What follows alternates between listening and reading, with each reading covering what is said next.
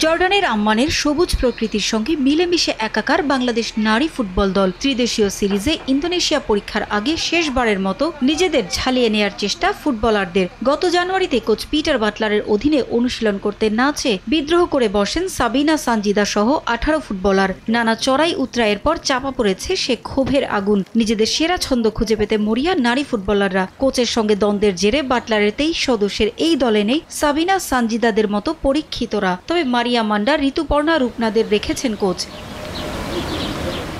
নতুন ও পুরনোদের নিয়ে জর্ডানে ত্রিদেশীয় সিরিজে ভালো করার লক্ষ্য তার। সিরিজে আফিদাদের প্রথম ম্যাচে প্রতিপক্ষ ইন্দোনেশিয়া। ফিফা র্যাঙ্কিংয়ে যারা আছে 94তম স্থানে, বাংলাদেশের অবস্থান যেখানে 133। জুনে এশিয়ান কাপ বাছাইয়ের আগে এ আসর দিয়ে নিজেদের প্রস্তুতি সেরে নিতে চায় নারী দল। রক্ষণে অভিজ্ঞ শামসুন্নাহার সিনিয়র, শিউরি আজিম, আফিদা খন্দকার। আক্রমণে তহুরার, শামসুন্নাহার জুনিয়র, সাগরিকা ও প্রীতির সঙ্গে মাঝ মাঠে কোচের আস্থা হতে পারেন মনিকা চাকমা, মারিয়া মান্ডারা। গোল পোস্টে যথারীতি ভরসা রূপনা চাকমার উপরই।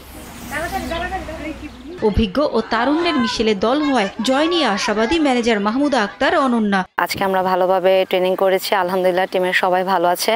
আশা করছি কালকে ভালো একটা ম্যাচ দিয়ে 3 পয়েন্ট নিয়ে মাঠ ছাড়বো, এই আশা নিয়েই আমরা আগাচ্ছি। আর আজকে সেশনটা খুবই ভালো ছিল।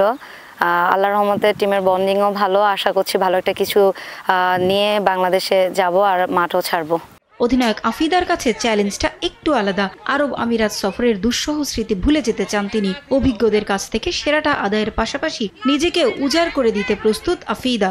আমরা অনেকদিন আগে এখানে এসেছি যাতে আমরা ওয়েদারের সাথে একটু মানিয়ে নিতে পারি, তো সেভাবে আমরা প্র্যাকটিস করতেছি। কোচ আমাদেরকে ওইভাবেই প্র্যাকটিস করাচ্ছে, যেভাবে তিনি নির্দেশনা দিচ্ছেন আমরা ওইভাবেই করার চেষ্টা করতেছি।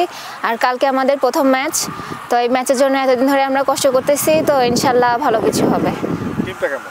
টিম আমাদের আলহামদুলিল্লাহ ভালো, দুবাইয়ের থেকে। এখন সিনিয়র জুনিয়র মিডিয়াটা সমন্বয়ে একটা টিম ভালো আছে। ইন্দোনেশিয়ার বিপক্ষে এবারই প্রথম কোনো ম্যাচ খেলবে বাংলাদেশ নারী ফুটবল দল। পারভিন আক্তার, সময় সংবাদ।